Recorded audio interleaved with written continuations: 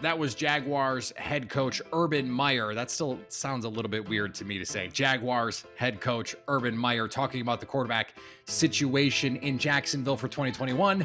Trevor Lawrence will be the starter. It was the quarterback competition that really wasn't, outside of some great quotes from Gardner Minshew about his bathroom habits.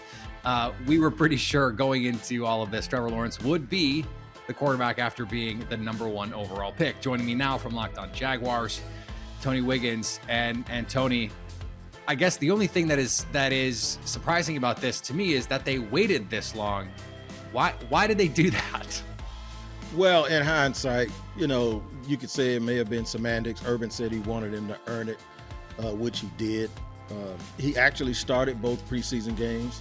So you would think no harm, no foul. However, the team right now is struggling for an offensive identity. And maybe that's because Urban had previously said that Gardner Minshew is a guy who loves to run around and extend plays, whereas Lawrence loves to throw it downfield. So there was a little bit of a contrast. Now you wonder if that's the case. Are they calling plays a certain way? And will the fact that they have two different physical skill sets now allow them to gravitate towards those things that Trevor does well and focus on those things that'll help him look better in game situations and actually get some wins early in the season?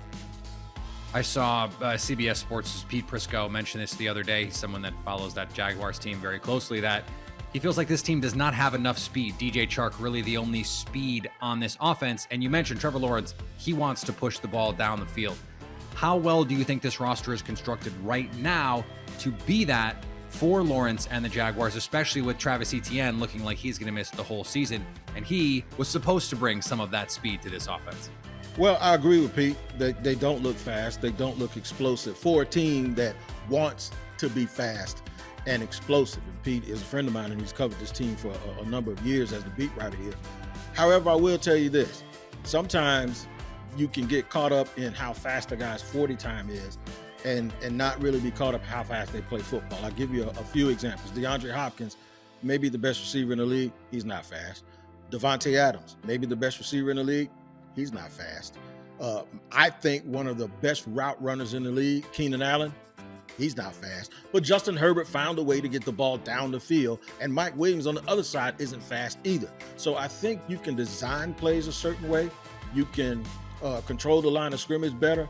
But the key for me is you have to give those teams a reason to come up to the line of scrimmage. That means you have to be able to run the ball with James Robinson and do some things on the periphery with tight end play. I think it's the other things that has to improve.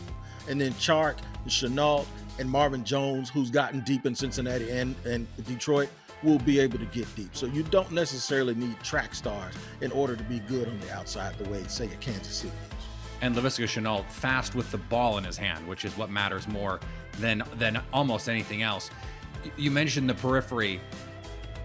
I don't think you can count, if you're a quarterback, the offensive line as the periphery. That is very much an essential thing for you as a quarterback.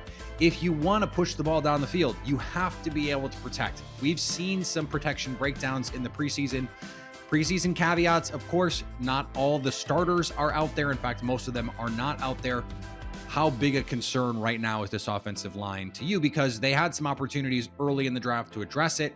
They didn't, and now they stand here with some question marks. I'm concerned because I've been concerned for 2 years, while two different regimes have told me that I should not be concerned. In 2 consecutive years where the draft was chock full of offensive linemen, the Jaguars had a total of 21 picks. They picked 2 guys in 2 years, a second-round pick in Walker Little, who hadn't played in 2 years, and the previous year, Ben Barch, who was a 4th-round pick from a small school. By contrast, they've drafted 7 defensive backs. To me, it's an infrastructure mistake to not at least, even if your line is good, to feed those offensive linemen. If in years where it's stocked plenty, you have to take what's there in the draft and have guys in development. The starters being out. The secondary is just like totally fine too, right, Tony? They're just buttoned up there. Well, yeah, you think, right? So, and they've used priority resources in free agency on 3 more guys in the secondary over those 2 years. So here's the deal, Peter. What they have to do when we talk about the starters being out, yeah, that's fine. 3 starters were out in the second preseason game. 2 were out in the first game. But here's the thing about the first game against Cleveland. Cleveland didn't play one defensive lineman that's a starter. Myles Garrett and those guys were standing over there in street clothes, and they still got pressure. That cannot happen. I think an egregious effort, something that they did very, very wrong, I believe, and that's ignoring and thinking that the offensive line was okay. You can't be okay. You have to be good, especially when you're trying to protect a young passer who wants to throw the ball deep.